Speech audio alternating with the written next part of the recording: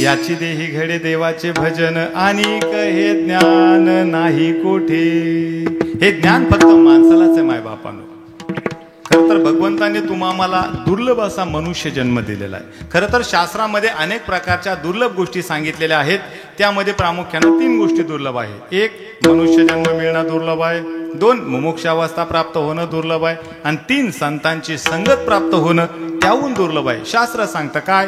दुर्लभत्रयमेवेत्येत देवानुग्रहेतुकं मनुष्यत्वं मुमुक्षत्वं महापुरुष संशयः. मनुष्य जन्म मिळणं दुर्लभ आहे. किती दुर्लभ आहे? प्रमाण भरपूर आहे पण वेळ कमी आहे. ऐका. पुनर्वित्तम पुनर्मित्रम पुनर्भार्या पुनर्वही एतत् सर्व पुनर्लभ्यम न शरीरम पुन्हा पुन्हा. दुर्लभ मनुष्य जन्म मिळाला भाग्य आहे. दुसरं भाग्य सांगितलं मुमुक्षावस्था. मुमुक्षावस्था कशाला म्हटलं जातं? या देहावरचं या संसारावरचं ममत्व कमी होऊन खऱ्या अर्थानं भगवत प्राप्तीची तीव्र इच्छा अंतःकरणात निर्माण होणे. नुसतं निर्माण होणे नाही, तशी तुमची आमची वाटचालच नाही. त्याला काय म्हटलं गेलंय? मुमुक्षावस्था. त्या मुमुक्षावस्थेच्या दिशेने तुमची आमची वाटचाल चालू आहे. भाग्य नंबर 2. आणि तिसरं भाग्य सांगितलंय संतांच्या संगतीत जन्म मिळणं. आणि त्याहून भाग्य माय बापांनो, पवित्र कुळात पावन देशात तुमचा आमचा जन्म आहे. पवित्र ते कुळ पावन तो देश जेथे हरीचे दास जन्म घेती. नाथ महाराज सांगतात भरतखंडे नरदेह प्राप्ती हे तो परम भाग्याची संपत्ती. ओंकार बाबा एक उदाहरण आहे. कैलास बाबा मी नेहमी सांगत असतो. स्वामी विवेकानंद सांगतात चरित्र चारित्र्य आणि संस्कृती जिथे नांदते ती भूमी म्हणजे भारताची भूमी आहे.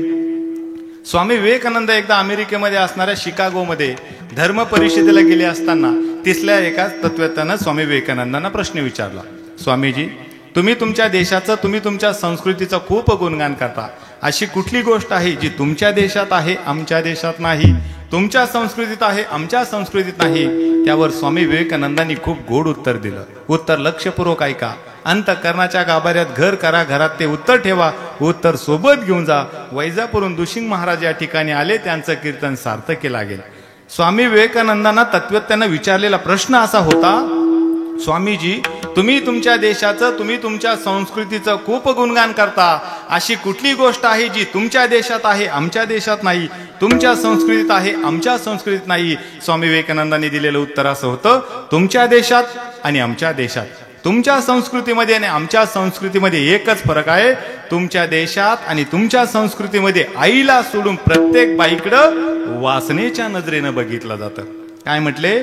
तुमच्या देशात आणि तुमच्या संस्कृतीत आईला सोडून प्रत्येक बाईकडं वासनेच्या नजरेनं बघितलं जातं.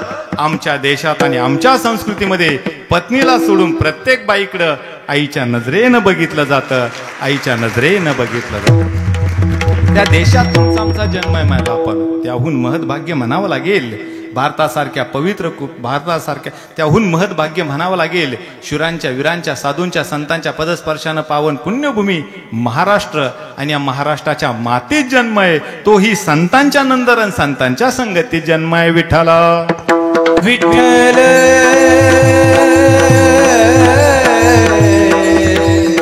चिंतनाचा भाग बघायचा ना, आता आपल्याला थोडा विषयाकडे चालायचा आहे. खरं तर मनुष्य जन्म मिळणं वेगळं आहे, मिळाल्यानंतर कळणं वेगळं आहे, आणि कळाल्यानंतर त्या देहाचं सार्थकीकरण करणं वेगळं आहे. तुम्हाला दुर्लभ मनुष्य जन्म मिळाला मायबापानं, मिळाला, पण कळाला का?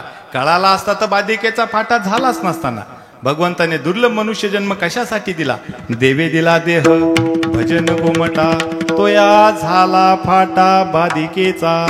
दिले इंद्रिय हात पाय कान, डोळे मुख बोलाया वचन, तेने तू जोडशी नारायण, नासे जीवपन भवरोग.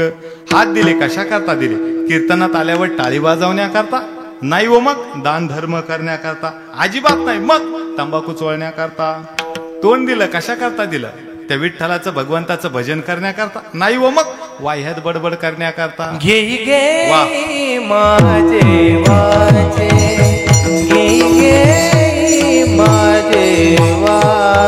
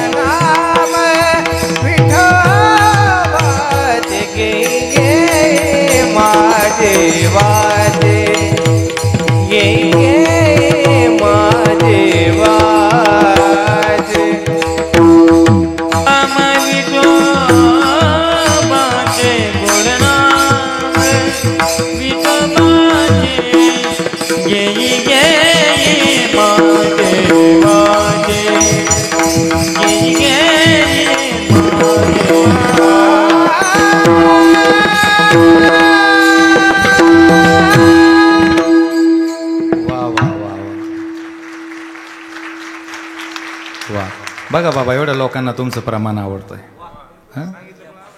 नाही आवडतंच बाबा. लोक मंत्रमुग्ध होऊन ऐकताय, त्यांना टाळी वाजवायचं सुद्धा भान नाही. असं आहे त्या मागचं. आणि खरं सांगू का बाबा, तुमचे प्रमाण म्हणजे पाचर ऐकायलाच बाबा.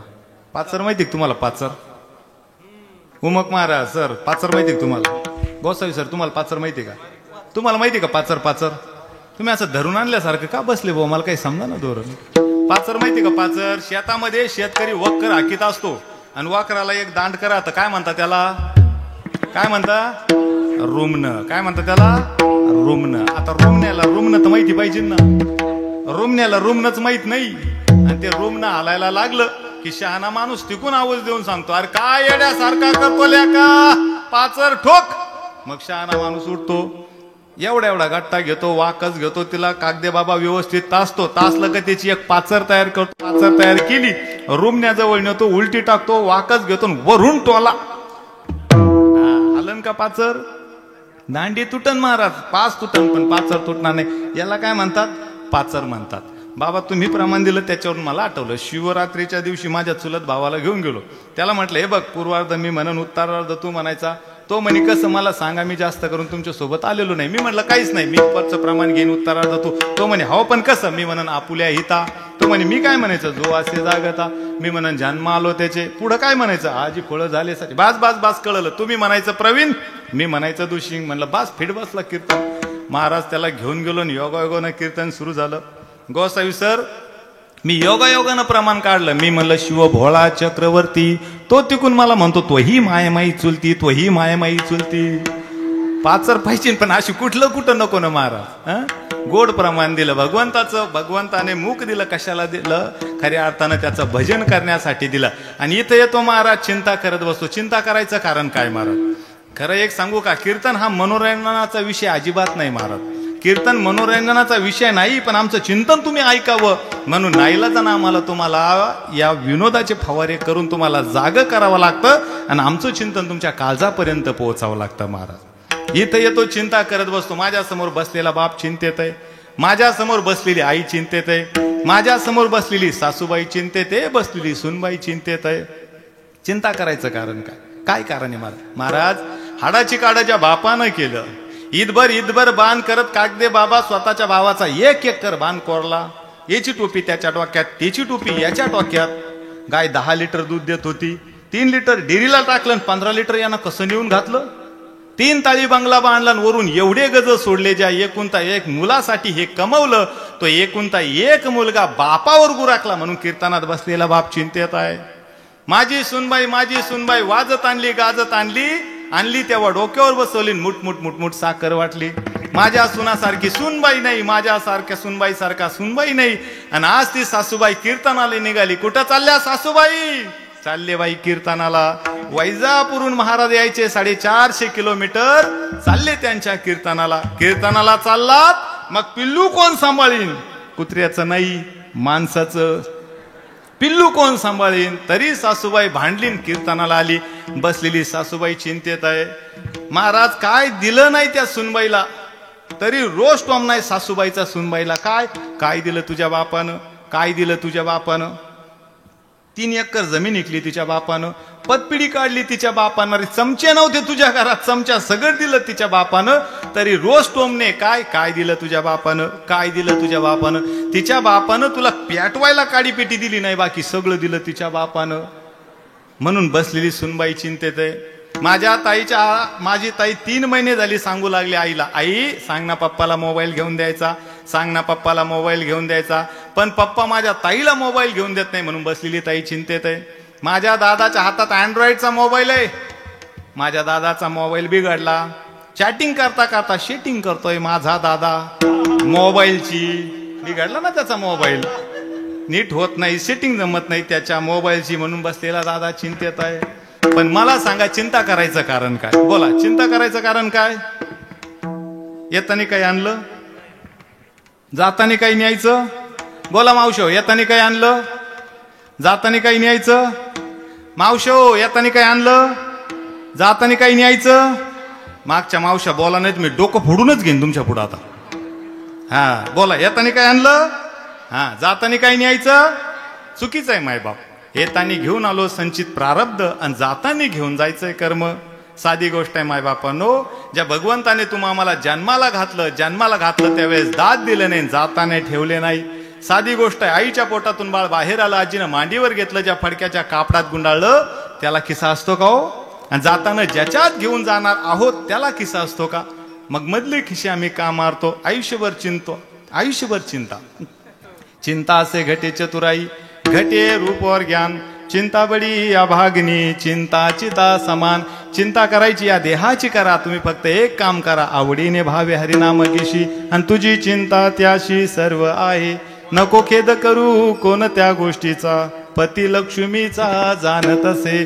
म्हणून मी नेहमी सांगत असतो माय माऊल्यानो, कीर्तन श्रवण करत असताना कसं केलं पाहिजे.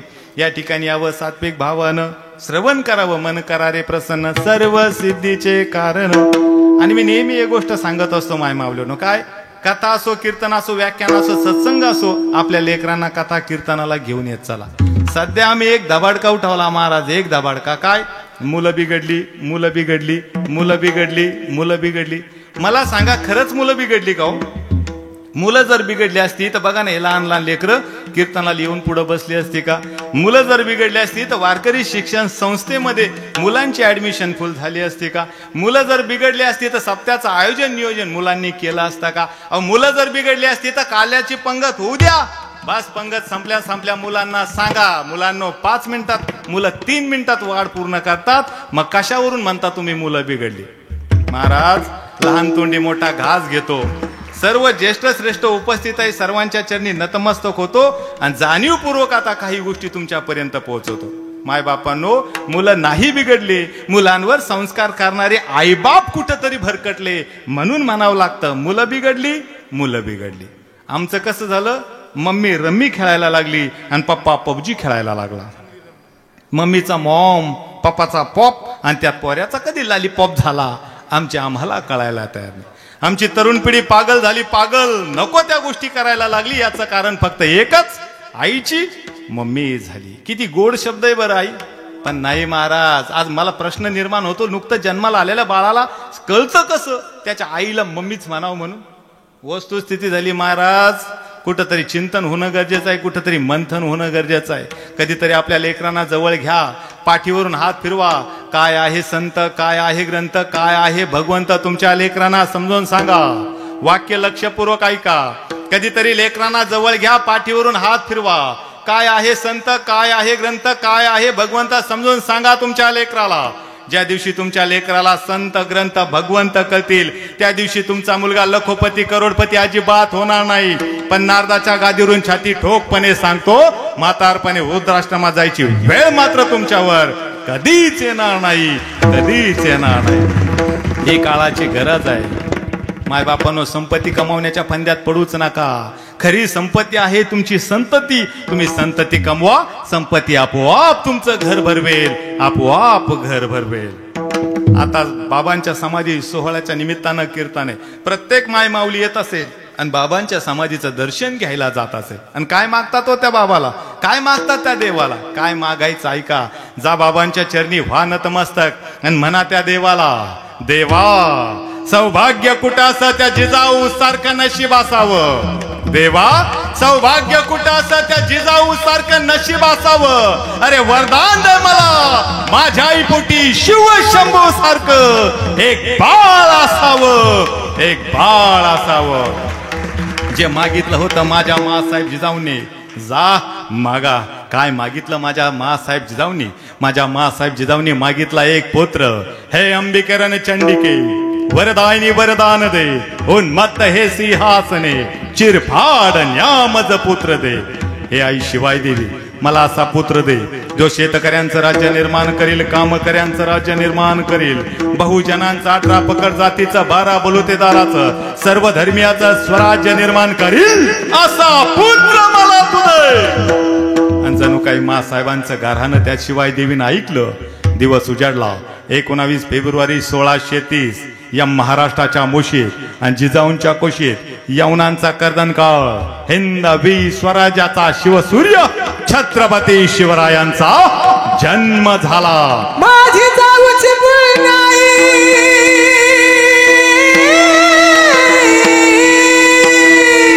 माझी जाऊची पुण्याई कसे आली फळाला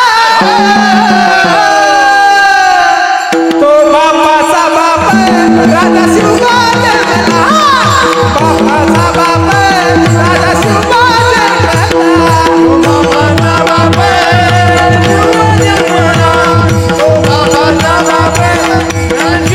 जन्मला माझी जाऊची पुण्याई कसे आली फळाला माझी जाऊची पुण्याई कसे आली फळाला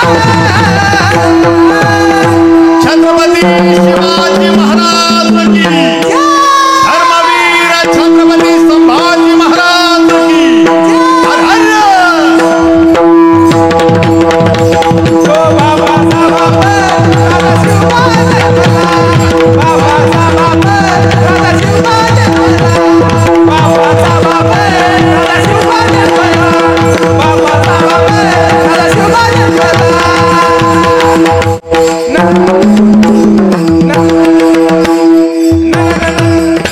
छत्रपती शिवरायांचा जन्म 19 फेब्रुवारी 1630 या महाराष्ट्राच्या मोशेतान जिजाऊंच्या कुशेत झाला आणि पाहता पाहता बाळ राजे त्याच शिवनेरीवर खेळू लागले, बागळू लागले. पहिला अभिष्ट चिंतन सोहळा त्याच गडावर झाला. दिवसामागून दिवस जाऊ लागले. राजांचं वय झालं 6 वर्ष. त्याच वेळेस विजापूर दरबारातून एक पत्र मासाहेब जिजाऊंच्या हातात पडलं. लिहिलं होतं, सकल सौभाग्यवती राणी साहेब जिजाऊ आपण शोभास घेऊन पुण्यात जावं. आणि सारा लवा जमाता त्या पुण्याच्या दिशेने जायला निघाला. घोडे पालखे म्यान्या तयार झाले. पाहता पाहता सारा लवा जमा आता त्या पुण्याच्या वेशीनं जायला लागला. सारा लवा जमा घोड्यांच्या टापा आता त्या पुण्याच्या पडक्या वेशीतून खदडायला लागल्या. मासाहेब जिजाऊंनी पाहिलं, मेण्याचा पडदा बाजूला झाला आणि आस्ते कदम मासाहेब जिजाऊ खाली उतरल्या. सगळी मंडळी थांबली, घोड्यांच्या तापा मंडवल्या आणि पाहता पाहता सगळी मांद्याळी मासाहेबांजवळ आली. पंत जवळ आले आणि मासाहेबांना विचारते झाले, आऊसाहेब का थांबलात आपण इथं? आणि मासाहेबाने विचारावं, पंत काय दिसत आहे बघा आपल्याला आजूबाजूला. आणि त्या म्हाताऱ्या वाकलेल्या पंतांनी हात केला, आजूबाजूला बघितलं आणि पंतांनी म्हणावं, राणी साहेब आम्हास तर आजूबाजूला काही दिसत नाही. सगळीकडे काळा कबीर अंधार कोळसा कोळसा दिसतोय. ढना ढना पेटलेले वाडे दिसतायत, लांडगे दिसतायत, कोले कुत्रे दिसतायत, जिकडं तिकडं उन्हाच्या झळायाच झळाया दिसतायत, काहीच दिसत नाही. आणि 6 वर्षाचे घोडे राजे, घोड्यावर बसलेले शोभा राजे. मासाहेबांनी आवाज दिला, शोभा, आणि लहानशे हात आता लगामीला लागले. छोटे छोटे चिमुकले पाय रिकिबीत अटकले. आस्ते कदम शोभा राजे खाली उतरले. एक एक पाऊल टाकत टाकत मासाहेबांकडे आले आणि मासाहेबांना म्हणाले, आऊसाहेब का थांबलो आपण इथं? आणि मासाहेबांनी तेच विचारलं, शोभा राजे काय दिसतंय तुम्हाला आजूबाजूला? आणि लहानशे चिमुकले हात आता डोळ्याजवळ गेले. सर्वत्र दूर राजांनी कटाक्ष नजर फेकली आणि राजे बोलते झाले. नजर स्थिरावली, पाहता पाहता नजर स्थिरावली त्या जमिनीच्या छाताड खुपासलेली पहारीकडं. राजे उद्गारते झाले, आऊसाहेब जमिनीच्या छाताडात खुपासलेली पहार दिसते आहे. तुटकी वाहन फुटकी कवडीवर केरसुनी एक खोपडी तिला अटकवली दिसते आम्हाला ती. आणि मासाहेब बोलत्या झाल्या, शोभा शाबास, जा आणि काढा जमिनीच्या छाताडात खुपसलेली ती पहार. आणि आस्ते कदम छोटे छोटे पावलं चालू लागले त्या पहारीकडं. 10 पावलं, 5 पावलं, 4 पावलं, आणि आता लहानशे चिमुकले हात त्या पहारीला लागणार. आणि त्याच वेळे दूर दड्या डोंगरातून कड्या कपारीतून एक आवाज घुमला, काय करून राहिली साबाई, ए बाई. आणि पाहता पाहता साठी ओलांडलेलं म्हातार, गुडघ्या इतकं धोतर खोपलेलं, 12 बंडी अंगात घातलेली, 100 ठिकाणी फाडलेली, धावत धावत निघालं आणि धावता धावता पडलं. गुडघ्याला लागलं रक्ताळला पाय. तसाच जीवाचा आटापिटा केला आणि कसं तरी करत करत मासाहेबांजवळ आलं आणि मासाहेबांच्या पायात पाऊल येऊन पडलं. आणि मासाहेबांनी म्हणालं, कोण हायसा बाई तुम्ही? आणि मासाहेबांनी सांगावं, आम्ही शहाजी राजांच्या धर्मपत्नी, सुपे, चाकण, पुणे, इंदापूर, छत्तीसगावची जहागीरदारी ना मी, राणी साहेब जिजाऊ. आणि तसं म्हाताऱ्यांना म्हणावं, राणी साहेब जिजाऊ शहाजी राजाची पत्नी, अहो राणी साहेब काय करून राहिला सा? अहो ती पहाड तुम्हाला ठाव हायसा कुणी खुपसली जमीनच्या छातडात? विजापूरचा वजीर खवास खान याच्या इशारात गाढवाचा नांगर फिरवला याच मातीत, गाढवाचा नांगर फिरवला, बंजर करून टाकली ही भूमी, घेतली पहाड ठोकली जमीनच्या छातडात, तुटकी वाण फुटकी कवडीवर केरसुनी अटकवली खोबडी, आणि दिला धर्माचा दाखला, कडक दिला धर्माचा दाखला, हात लावेल कुणी तर निर्वांश होईल त्याचा. नग नग राणी साहेब सांगा तुमच्या लेकरासनी, नग हात लावा सांगू सा, नाही तर निर्वांश होईल तुमचा. आणि जशी वीज कडकडावी तशा कडाडल्या राणी साहेब जिजाऊ. अरे झाला निर्वांश तर होऊ दे आमचा, ही जिजाऊ समजून जाईल ती पहिल्यापासून निपुत्रिक होते म्हणून. पण राजे चला चालते व्हा, चालायला लागा आणि काढा जमिनीच्या छातडात खुपसलेली ती पहाड. लहानशे हात आता चालू लागले पहारीकडं जमिनीला, त्या जमिनीच्या छाताडात खुपसलेल्या पहारीला हात लावला, पहार गदगदा हलवली आणि जमिनीच्या छाताडातून काढून टाकले. मासाहेब शिवबा राजांना घेऊन पुण्यात आल्या. पण जहागिरी करायची, राज्य चालवायचंय, पण होतं कोणत्या पुण्यात? होतं कोण? अरे दर्या डोंगर कड्या कपारी दर्यात परगंदा झालेली, जगण्यासाठी मरायचं, मरण्यासाठी जगायचं एवढाच टाच मांडलेले रयत होती कुठं? होतं कोण? 8 घरं 10 दारं 8-10 माणसं 10-12 पोरं, यांच्या व्यतिरिक्त नव्हतंच कुणी त्या पुण्यात. पण त्याच वेळेस मासाहेबांनी घातली साथ या गावात, आणि दड्या डोंगर कड्या कपरीत लपून बसली 10-12 म्हातारी आली आणि म्हणाली, राणी साहेब अव गावात यावं, पण कुणाच्या भरोशावर यावं? आणि मासाहेबांनी 6 वर्षाच्या शिवबा राजांकडे बोट दाखवत म्हणावं, या तुमच्या शिवबा राजांच्या भरोशावर. अरे साठीला टेकलेली म्हातारा हसायला लागली. अहो काय येड लागला सा बाई साहेब तुम्हासनी? 6 वर्षाचं पोर आणि या पोराच्या भरोशावर या सांगता सा तुम्ही? आम्हाला गावात आमच्या यवनांची टोलधार येईल, आमच्या लेकरा बाळाला उचलून नेईल, आमच्या माय लेकरांचा उभा नंगा नाच नाचविल, कोण थांबविल? आणि मासाहेबांनी सांगितलं, ठेवा विश्वास तुमच्या राजावर या गावात. आणि रयतेने विश्वास ठेवून विश्वासानं रयत गावात आली. पर्याय नव्हता, काहींना नाही पटलं, पण पर्याय नव्हता. आणि दर्या डोंगर कड्या कपारीतली लोक गावात यायला लागली, घर गजबजायला लागली, गावं कुजबुजायला लागली. सकाळ संध्याकाळ धूपदीपांचा सुगंध दरवळायला लागला, घरातून चुलीचा धूर निघायला लागला.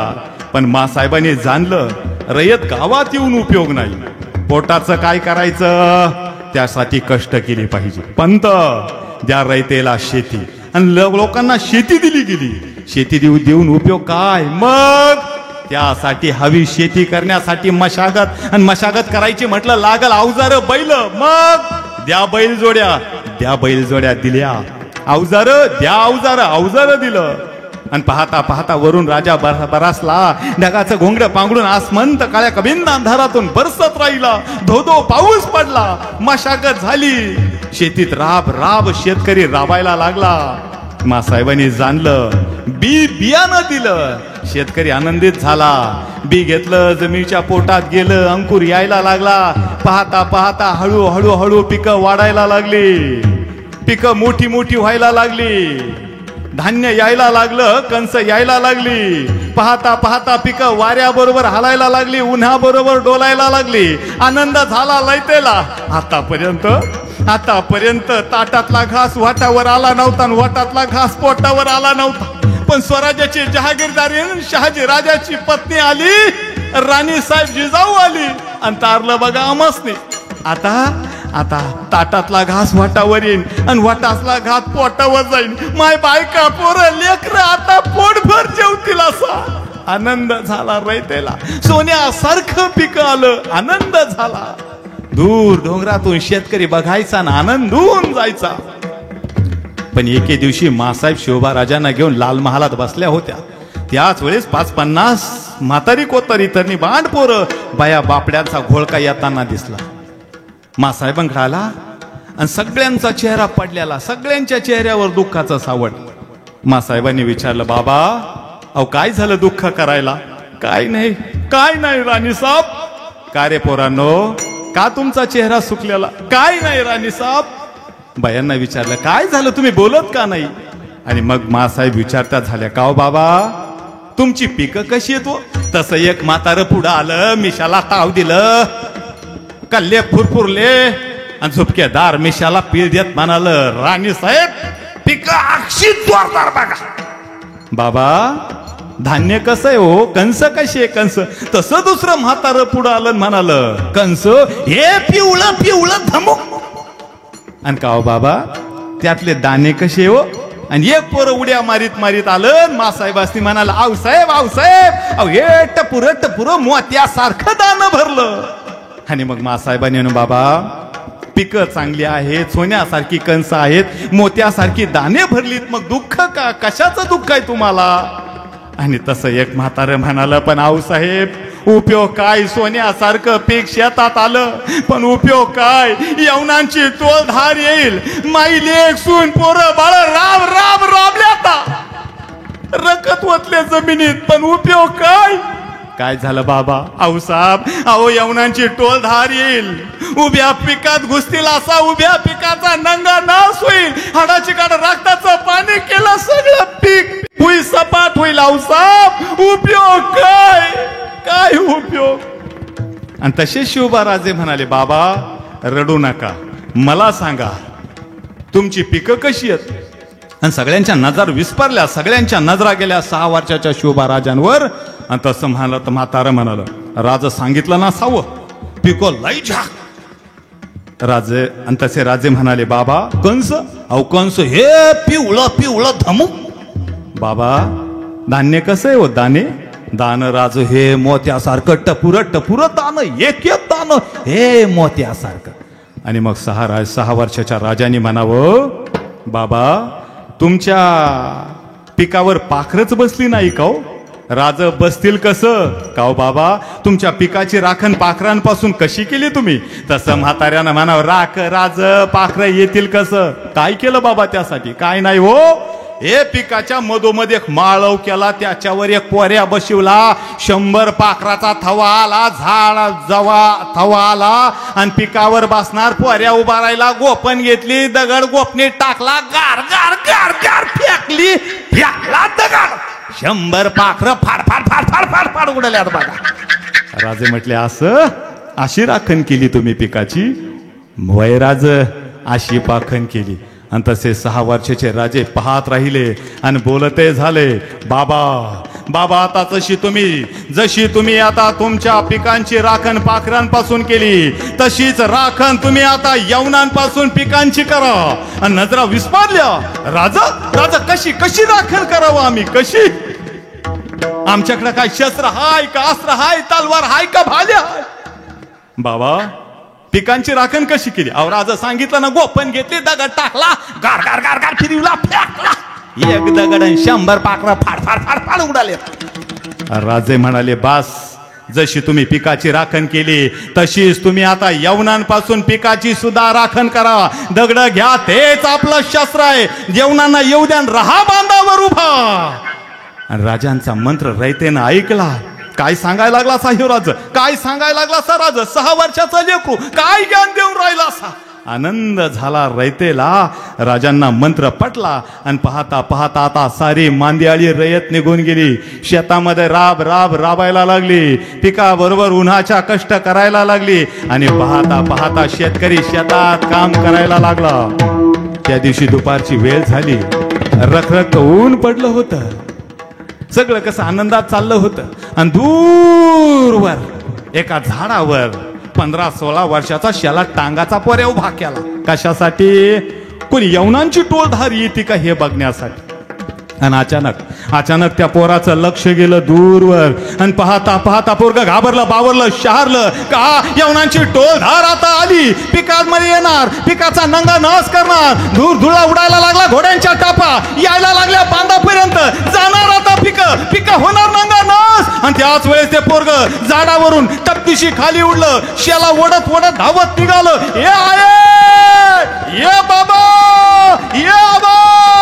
आली आली आली यवनांची टोल धार आली. बाया बापडे सज्ज झाले. बाया बापडानं पदरात दगड आणली, बांधाजवळ टाकली. तर बांध पोरं गोपणी घेऊन सावध झाली. म्हातारे बांधावर उभा राहिलं, झाडावर गेलं, पाहत राहिलं. यवनांची टोल धार आली. येणार, पिकात घुसणार, पिकाचा नांगा नाश करणार. आली आली आली बांधाजवळ आली. पोरांनी घेतल्या गोपण्या, दगड घेतली भरली आणि म्हाताऱ्याचा आवाज झाला, हर हर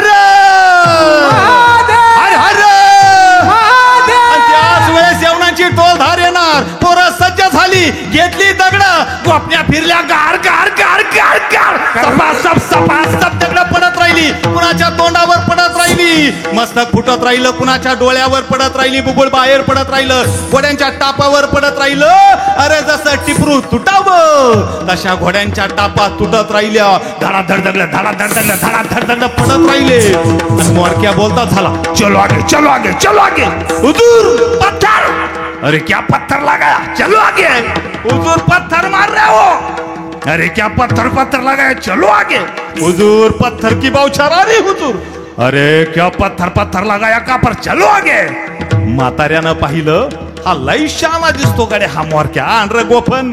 गोपन घेतली, एवढा दगड घेतला, गोपने टाकला आणि जेव्हा गार गार गार फिरवली गोपन, टाकला धार दिशी दगड छातडात पडला. तसा मोरक्या म्हणाला, यल्ला ये तो सचमुच पत्थर है रे. अरे घोड्या पीछे ल्यो, घोड्या पीछे ल्यो. घोड्यांच्या माना वळाल्या आणि पाहता पाहता दगडाची बौछार उडत राहिली. धार धार धार धार दगड पडत राहिली. पाठीला पाठ लावून यव्वन पळाली. हळूहळू धूर धुराळा शांत झाला. वारा मंद झाला. धूळ शांत झाली आणि पोरग धावत धावत गेलं. झाडावर उभं राहिलं आणि असा हात करून पाहत म्हणाल, ये आये, ये दादा, ये नाना. अरे पिक सुरक्षित राहिली जी, पिक सुरक्षित राहिली जी. आनंद झाला रयतेला आणि सारी मांदी आली आता राजांकडे आली. वाऱ्यासारखी बातमी दड्या डोंगर खड्या कपारीत गेली. आणि आता मात्र रयतेला कळून चुकला. रयतेला वाली मिळाला, रयतेला तारणहार मिळाला. आणि दड्या डोंगर खड्या कपारीत लपलेलं पोरग आलं आणि म्हणायला लागलं, ए आहे, ए बाबा, ए दादा, आता मी जाणार आणि माझ्या राजाचं चाकर होणार. ए आम्ही गड्या डोंगरचे राहणार, चाकर शुभाचे होणार. आम्ही गड्या डोंगरचे राहणार, चाकर शुभाचे होणार. आम्ही गड्या डोंगरचे राहणार, चाकर शुभाचे होणार. आम्ही गड्या डोंगरचे राहणार, चाकर शुभाचे होणार. निशान भगवे भूवर फडके, शत्रूचे मग काळीज धडके. आता नाही कुणाला भिणार, चाकर शुभाचे होणार. गड्या डोंगरचे राहणार, साखर शिवाचे होणार. आम्ही गड्या डोंगरचे राहणार, साखर शिवाचे होणार.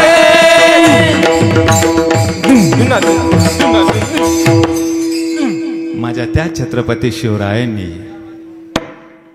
लोककल्याणकारी रयतेचं राज्य करून स्थापन करून छत्रपती झाले आणि हयातपणी जन्म सफल केला. हयातपणी जन्म सार्थकी लावला. जन्म सफल करायचा आहे, जन्म सार्थकी करायचा आहे. देवासाठी जगावं लागतं, धर्मासाठी जगावं लागतं, समाजासाठी जगावं लागतं. नाही तर 4 पुरुषार्थावर मात करावी लागेल. धर्म अर्थ काम आणि मोक्ष 4 पुरुषार्थ प्राप्त करावे लागेल. आणि माझ्या जगद्गुरु तुकोबारायांनी धर्म अर्थ काम आणि मोक्ष 4 पुरुषार्थावर मात केली. आणि म्हणून खऱ्या अर्थानं जगाचा चालक मालक सगुण साकार रूपानं माझ्या जगद्गुरु तुकोबारायांसमोर प्रगट झाला. त्या पांडुरंगाचं रूप डोळे भरून पाहिलं आणि खऱ्या अर्थानं याच साठी केला टहास, शेवटचा दिस गोड व्हावा. त्या पांडुरंगाला डोळे भरून पाहिलं आणि जन्माला आल्याचा सार्थक भाव हयातपणी या भंगाचा प्रथम जन्माल त्याचे, जन्माल त्याचे, जन्माल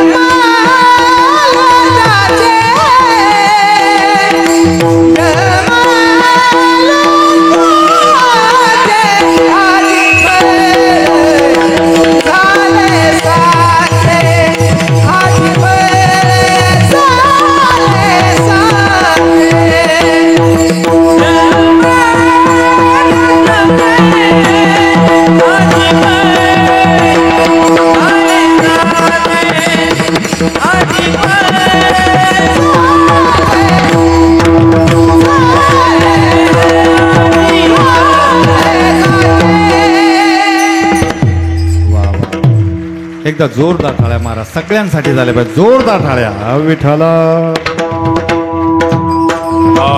विठाला विठाला विठाला जन्मालो त्याचे आजी फळ झाले साचे. अभंग खूप गोड आहे महाराज, खूप चिंतनीय अभंग आहे. जन्मालो त्याचे तुकोबराय सांगतात, आतापर्यंत आम्ही अनेक वेळा जन्मालो, बहु केला फेरा, पण या अभंगामध्ये असणारा आजी येथे सापडला थारा. जन्म सफल झाला, जन्म सार्थकी लागला.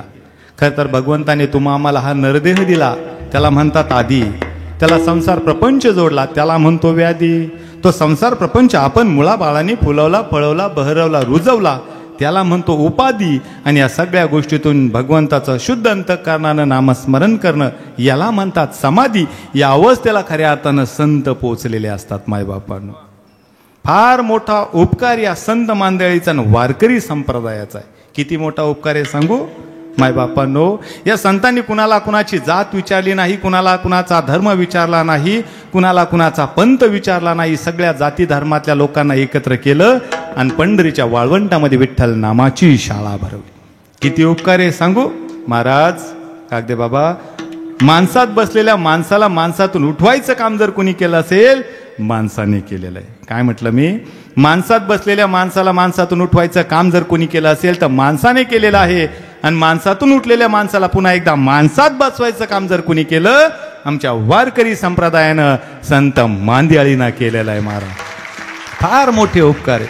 पण एक सांगू, जोपर्यंत संत हयात असतात तोपर्यंत त्यांचं दर्शन कुणी घेत नाही आणि मेल्यानंतर प्रदर्शन मांडल्याशिवाय मात्र राहत नाही.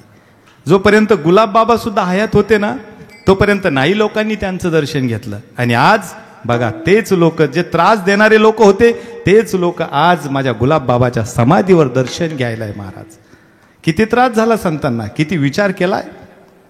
काय अवस्था असेल ज्या वेळेस खऱ्या अर्थानं संत दिसायला माणसासारखे संत नव्हती जगा, संत नव्हती जगा माणसाला सारी गे. संत नव्हती जगा माणसाला सारी गे.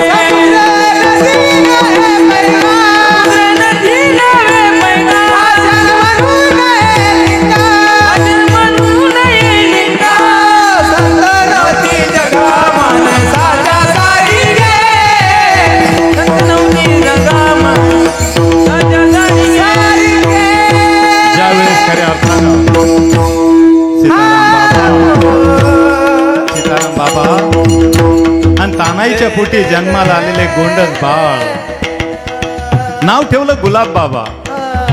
पण गुलाब बाबांच्या जीवनाचा थोडासा विचार केला माय बापानं. ज्यावेळेस बाळंतपणाच्या वेदना माझ्या तानाईला सुरू झाल्या, त्यावेळेस बानू अंबारे नावाची एक दाईन त्या ठिकाणी आली. 18 विश्व दारिद्र्य. अहो, रात्रीची वेळ झाली. ज्याप्रमाणे भगवान गोपाल कृष्ण कारागृहात जन्माला आले, जणू तीच अवस्था आता खऱ्या अर्थानं जन्माच्या वेळेस माझ्या गुलाब बाबांची झाली असावी. प्रसूतीच्या वेदना काळा आता तानाईला सुरू झाल्या. काळा कबींना अंधार पडला होता. अरे, त्या कुडामध्ये केविलवाण्या किंचाळ्या आता यायला लागल्या. बानू अंबारी नाली कशासाठी? गुलाब बाबांचं बाळंतपण करण्यासाठी. पण अंधार एवढा की घरामध्ये वात लावण्यासाठी तेल सुद्धा नाही हो. काय करावं त्या बाईनं? अहो ती बाई गेली इकडं तिकडं आजूबाजूकडं कशासाठी? तेल आणायला. आणि सांगायला लागली, तानाईला प्रसूतीच्या वेदना सुरू झालेल्या आहेत आणि आता त्या ठिकाणी पूर्ण अंधार भडक झालेला आहे. तेल हवंय दिव्यासाठी, दिव्यामध्ये लावण्यासाठी. त्या बाईनं कसं तरी तेल दिलं आणि पाहता पाहता पुन्हा धावत धावत केविलवाण्या किंचाळ्या यायला लागल्या. मानाई धावत धावत आली. पाहता पाहता तानाईच्या पोटातून एक गोंडस बाळ जन्माला आलं. पण दिवा नव्हता, रात्री काही दिसत नव्हता. पुन्हा धावत धावत गेली दिवा आणण्यासाठी, तेल आणण्यासाठी. आणि तेल येताना येत आली, दाराजवळ आली. ते कुडाची झोपडी, आतमध्ये घुसणार, प्रवेश करणार. पहिले जाताना काही दिसत नव्हतं आणि आतमध्ये प्रवेश करता तर बघतो तर काय डोळे दिपले, एवढा लक्क प्रकाश त्या झोपडीत झाला. अरे साक्षात भगवान श्रीकृष्ण गुलाब बाबाच्या रूपानं त्या टाकरखेडा गावात प्रगट झाला, प्रगट झाला. 18 विश्व दारिद्र्य, खूप हालाकीची परिस्थिती. बरं, सकाळी खावं काय, संध्याकाळी प्यावं काय, अशी अवस्था. एकामागे एक 7 भावंड जन्माला आली. 7 भावंड सीताराम बाबा आणि तानाईच्या पोटी. पण एके दिवशीचा प्रसंग आहे. कुळी कन्या पुत्र होती जे सात्विक तयाचा हरिक वाटे देवा, ही अवस्था व्हावी. एके दिवशी एकादशीचा उपवास. अरे पंढरीचे वारकरी सीताराम बाबा आणि सीताराम बाबा समाधीस्थ झाले, समाधी बसले. भगवान विठ्ठलाचं भजन करू लागले, पूजन करू लागले. त्या पांडुरंगाला अंतःकरणात साठवलं. साठवता हा देह त्या पांडुरंगाच्या चरणी लीन केला, त्या पांडुरंगाला समर्पित झाले. पण त्या दिवशी खऱ्या अर्थानं माझ्या गुलाब बाबाच्या डोक्यावरचं बाप नावाचं छत्र हरवलं. बाप नावाचं छत्र निघून गेलं. ज्याला बाप नाही ना त्याला विचारा काय अवस्था होते त्या बापा. बाप नाही हो. दिवसामागून दिवस जायला लागले. कलेनं भगवान बाबा कलेनं गुलाब बाबा आकार घ्यायला लागले.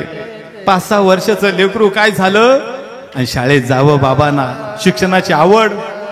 पण त्या दिवशी गुरुजींना एकच हट्ट धरला, 2 वर्षाची फी थकली तुझी, 6 आणे फी भरायची. पैसे नाही काय करणार, काढून दिलं. आई मला फी भरायची ग. आईनं लेकराला जवळ घेतलं, डोक्यावरून हात फिरवला. बाळा, अरे बापाचं छत्र नाही रे बाळा. अरे सकाळी खावं काय, संध्याकाळी प्यावं काय, 18 विश्व दारिद्र्य आपल्या संसारामध्ये कुठून भरू बाळा मी फी? नाही भरू शकत. दुसऱ्या दिवशी गुलाब बाबा पुन्हा शाळेत गेले. आणली का रे फी? नाही बाबा, नाही गुरुजी, फी नाही आणली शकलो मी, नाही माझी परिस्थिती. अहो काय करावं त्या गुरुजीनं, काय करावं? अहो त्या गुरुजीनं माझ्या गुलाब बाबांचा हात घेतला. सपा सपा सपा छड्या माझ्या गुलाब बाबांच्या हातावर मारल्या, पाठीवर मारल्या, जोरात पोटात लाथ घातली आणि नको नको ते बोलून काढून दिलं. आणि त्या दिवशी माझ्या गुलाब बाबांचं शालेय शिक्षण संपलं, ते कायमचं संपलं. पण आता शिक्षण संपून उपयोग नव्हता. सीताराम बाबा त्याच दिवशी जाणते झाले होते. काय? ज्या दिवशी घरात उजेड पडला ना त्या दिवशी कळून चुकलं होतं सीताराम बाबांना, हे पोरग साधी नाही, हे पोरग साधा नाही, हे तर भगवंताचाच अंश आहे. जगत कल्याणासाठी, विश्व उद्धारण्यासाठी माझ्या गुलाबाचा जन्म झालाय, माझ्या गुलाबाचा जन्म झालाय, हे ज्ञात झालं होतं. कलेनं गुलाब बाबा आकार घ्यायला लागले. दिवसामागून दिवस जायला लागले. पण एके दिवशी असा प्रसंग घडला, त्या दिवशी कोणत्याच लेकराला काहीच खायला मिळालं नाही. पहिला दिवस लेकरं पाणी पिऊन झोपले, दुसरा दिवसही तसाच, तिसरा दिवसही तसाच. 3 दिवस लेकरांच्या पोटात अन्नाचा कण नाही. लेकरं यायचे, आई भूक लागली का आई, आई काहीतरी खाऊ घाल ना, आई भूक लागली का आई. पण लेकरांना खायला अन्न नाही. काय करावं त्या माऊलीनं? धाय मोकलीन माय माऊली रडायला लागली. अरे कशासाठी माझं जगणं? या लेकरांना मी 2 वेळचं जीव घालू शकत नाही. माझा जगून उपयोगच काय? कशासाठी जगावं? आणि लेकरांच्या उशाला एक एक आफूची गोळी त्या माय माऊलीनं ठेवली आणि त्या माऊलीनं घराचा त्याग केला, निघून गेली. लेकरं दुसऱ्या दिवशी उठली. आता लेकरांना भूक नव्हती लागली. लेकरं शोधत होती आईला. दादा माझी आई पाहिली का हो? दादा माझी आई पाहिली का हो? आठ दिशेला 8 लेकरांनी पळावं, कुणी या दिशेला पळावं, कुणी त्या दिशेला पळावं. सगळीकडे शोधाशोध झाली. सगळी लेकरं आली. 2 दिवस उजाडले. 3 दिवस पोटात काहीच नाही बरं. 2 दिवस उजाडली, पण पोरांना भूक लागत नव्हती, तहान लागत नव्हती. डोळ्यासमोर दिसत होती फक्त आई आई आई, बस दुसरं काहीच दिसत नव्हतं. पण दुसरा दिवस उजाडला आणि सोनटक्क्याच्या विहिरीजवळ काही लोक गेले. त्या सोनटक्क्याच्या विहिरीत डोकून पाहतो तर काय, तानाईचा देह त्या पाण्यावर तरंगताना पाहिला. पायाखालची जमीन सरकली. अरे या लेकरांना पोरक करून बाप निघून गेला. आता आईची माया सुद्धा लेकरांच्या डोक्यावरून निघून गेली. अनाथ झाली लेकर, काय करावं. आणि त्याच वेळेस काही दिवसानं गुलाब बाबांनी या टाकरखेड्याचा निरोप घेतला आणि मजल करत माझे बाबा निघाले. गुलाब बाबांनी काय करावं, जावं हे का व्यापाऱ्याकडं, त्या मारवाड्याकडं राहावं, थोडस काम करावं. गाया म्हशी फिरवाव्या, चारवाव्या, दूध काढावं. आणि एके दिवशी दुपारची वेळ झाली. दूध काढून माझे गुलाब बाबा घराकडे निघाले. आणि जात असताना वाटेत इतका चिखल लागला की बाबा खाली पडले. सगळं दूध सांडलं. त्या मारोड्याला कळालं. तळपायाची एक मस्तकाला गेली. अरे बडव बुडवलं. नाही कळाले त्याही काळात संत, नाही कळाले याही काळात संत. ऐका कलीचे महिमा नास त्या सिरिजले जन पापा दिती अनुमोदन करती हेळन संतांचे. हेळन करत राहिला समाज. बदल गुलाब बाबांनी त्याग केला. गुलाब बाबा उठले. सोबत असणार एक मातंग समाजाचं पोरग नाव काळूला घेतलं आणि कुठं गेले, पंढरपुरात. बस त्या पांडुरंगाच्या चरणी लीन व्हावं. हजारो समाज जमला आणि कीर्तन सुरू झालं. कुणाचं, गाडगे बाबाचं. ज्या दिवशी गाडगे बाबाचं कीर्तन, माझे गुलाब बाबा आणि काळू नावाचा मातंग समाजाचा जोडीदार त्या कीर्तनात येऊन बसले. त्या दिवशी मृदंग वाजवणारा मृदंग आकार आलाच नाही त्या ठिकाणी, आलेच नाही ते. आणि या गर्दीचा उद्देशून गाडगे बाबांनी म्हणावं, आहे का कोणी मृदंग वाजवणारा इथं, आहे का कोणी पखवाजा. आणि त्यावेळेस 10-12 वर्षाच्या माझ्या गुलाब बाबांनी वरती हात केला, आवाज दिला, ए पोरा तुला वाजवता येतो का रे पखवाज. येतो बाबा, थोडा थोडा. कसा शिकला, पोरासोबत शिकलो, ये बस. आणि भागवा त्याच वेळेस गुलाब बाबा आले, मृदंगावर थाप पडली आणि माझे गाडगे बाबा कीर्तन करायला लागले. वाजवायला कोण, गुलाब बाबांना ठेका धरला. अरे बाबांनी कीर्तन करावं आणि ठेक्यातून सरस्वती मातानं बोलावा असा गोड मृदंग त्या दिवशी गुलाब बाबाने वाजवला. विचारत राहिले गाडगे बाबा, बाळ शिकला कुठं. शिकलो नाही बाबा, त्या भगवंताचीच कृपा झाली, भगवंताचीच कृपा झाली. बोट धरलं माझ्या गाडगे बाबांनी, रामानंद नामानंद स्वामींकडे दिलं. नामानंद स्वामीचा अनुग्रह झाला, डोक्यावर हात राहिला आणि बाबाने हयातपणे आपला जन्म सफल केला, सार्थकी लावला आणि समाजाला एकच बोल शिकवला, गोपाला गोपाला देवकी नंदन गोपाला गोपाला गोपाला देवकी नंदन गोपाला. हे देवकी नंदन गोपाला, देवकी नंदन गोपाला, देवकी नंदन गोपाला देवकी नंदन गोपाला देवकी नंदन गोपाला, गुलाब बाबा गोपाला. देवकी नंदन हात वरती करा, सगळ्यांनी टाळी वाजवा. गुलाब बाबा गोपाला. हे गोपाला गोपाला, गुलाब बाबा गोपाला. देवकी नंदन गोपाला देवकी नंदन गोपाला, गुलाब बाबा गोपाला. देवकी नंदन गुलाब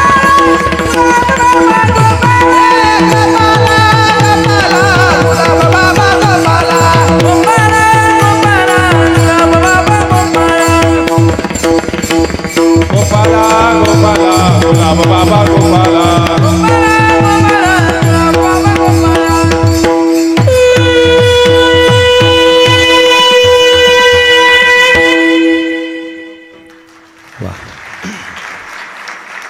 जोपर्यंत संत हयात असताना मायबापांनो तोपर्यंत कुणीही संतांचं दर्शन घेत नाही. जोपर्यंत माझे गुलाब बाबा हयात होते तोपर्यंत खूप लोकांनी त्रास दिला. जोपर्यंत माझे तुकोबराय हयात होते तोपर्यंत खूप लोकांनी त्रास दिला. हो कोपला पाटील गावीचे ही लोक आता मज भीक कोण घाली. साधा त्रास दिला. अहो मंबाजी बुवानं काट्यानं मारलं माझ्या तुकोबरायांना. महाराज जगात सगळ्यात जास्त त्रास जर कुणाला झाला असेल तर माझ्या महावैष्णव ज्ञानोबा माऊलीला झाला. न्याय द्या न्याय द्या न्याय द्या म्हणत होते. का हवा होता न्याय? ग्रहस्थी, संन्यास, गुरुचा उपदेश आणि पुन्हा एकदा विठ्ठलपंत संसारात येते करते झाले.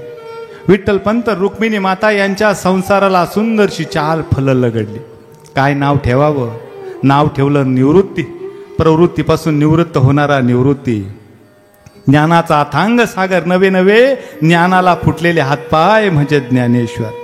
वैकुंठाला जाणारा मार्ग सोपा करून सांगणारा सोपान काका आणि षडविकारावर जिना मात केली ती आदी शक्ती मुक्ताई.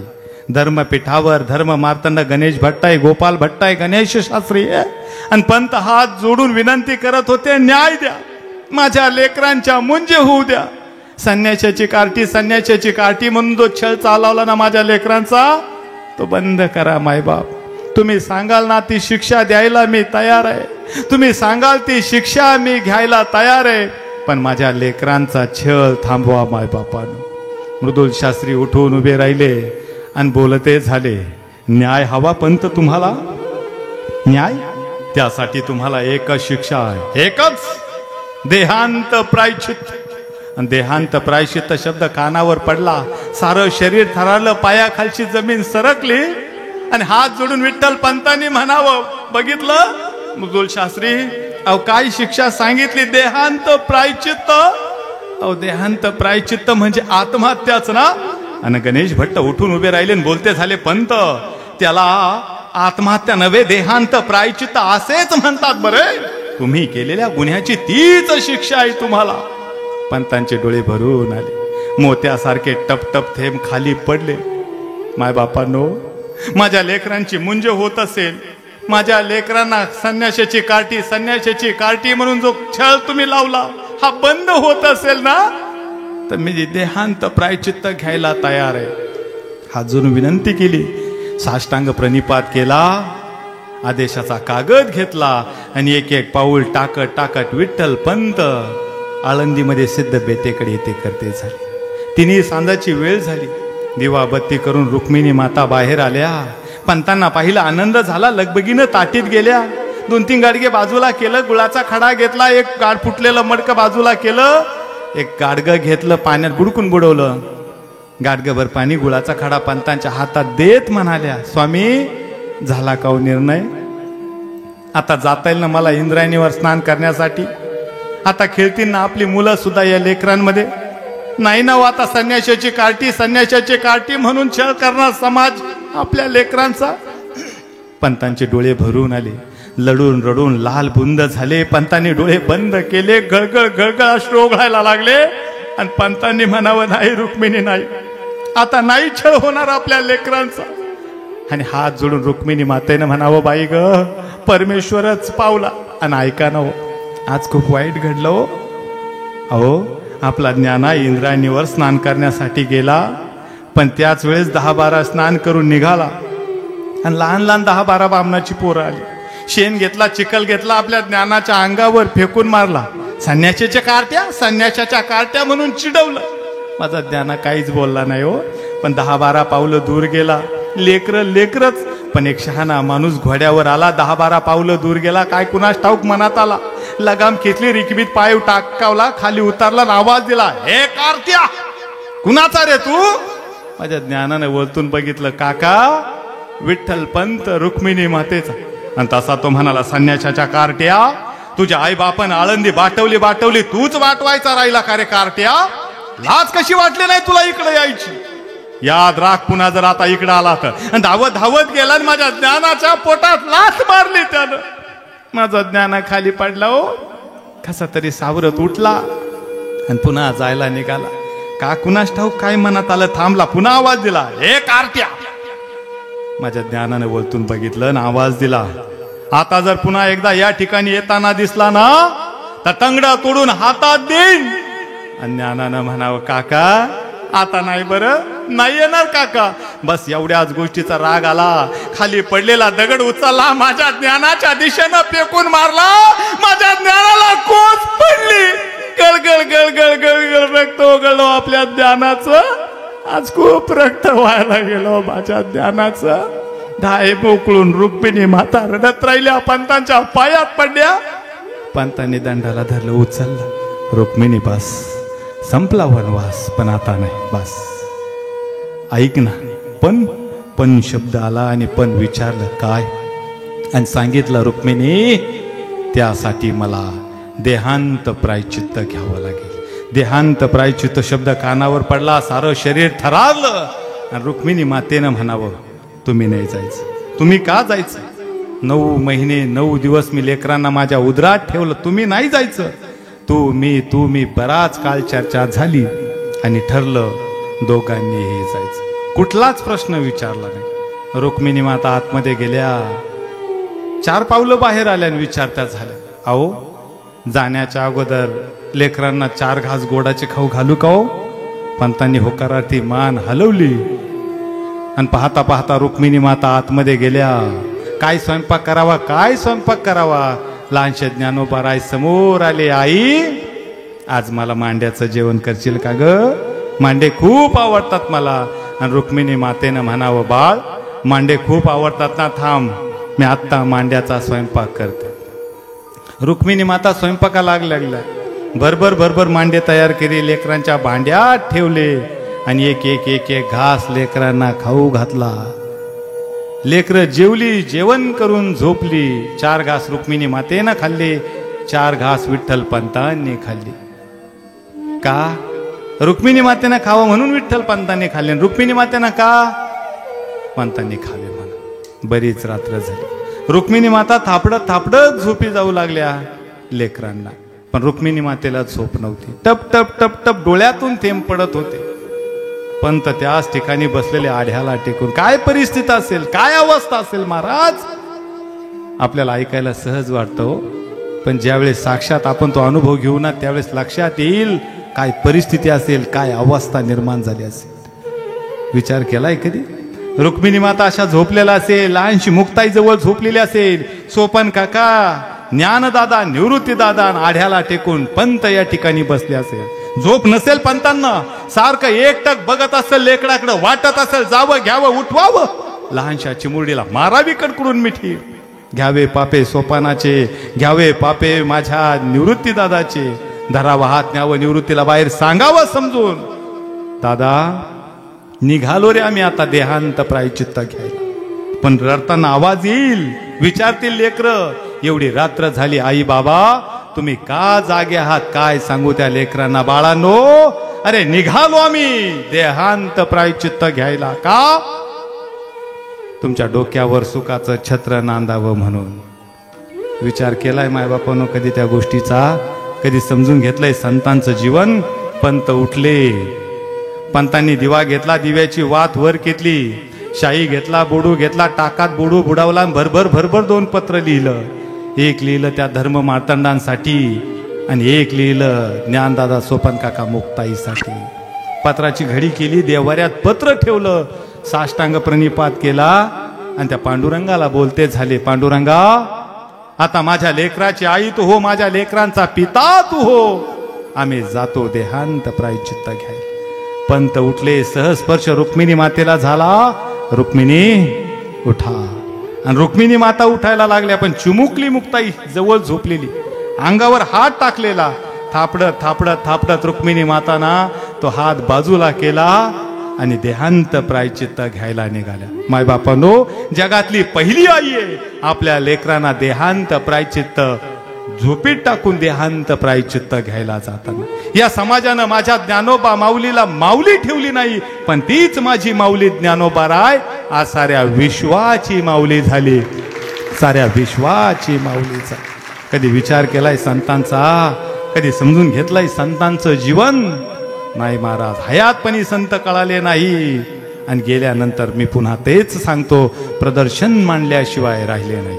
अरे सगुण साकार रूपानं ज्यावेळेस तुकोबरायांसमोर पांडुरंग आला, साधकाने विचारलं का हो तुकोबराय, तुम्ही म्हणता जन्म सफल झाला, जन्म सार्थकी जागला, सत्य आहे, पण हे घडलं कसं? आणि माझ्या तुकोबरायांनी सांगावं, या संत मांद्याळीनं माझा सांभाळ केला, खऱ्या अर्थानं मला पापापासून माझा सांभाळ केला, विकारांपासून माझा सांभाळ केला, तापापासून सांभाळ केला, माझ्या अंतःकरणातली भय भीती अज्ञान अंधकार निघून गेला, भय निरसली खांती. कशामुळे? तुम्ही सांभाळिले संती भय निरसली खांती. आणि तुमच्या आमच्या अंतःकरणातली भयभीती निघून जावी, तुम्हा मला भगवंताचं भजन करावं लागेल. विठोबा रखुमाई.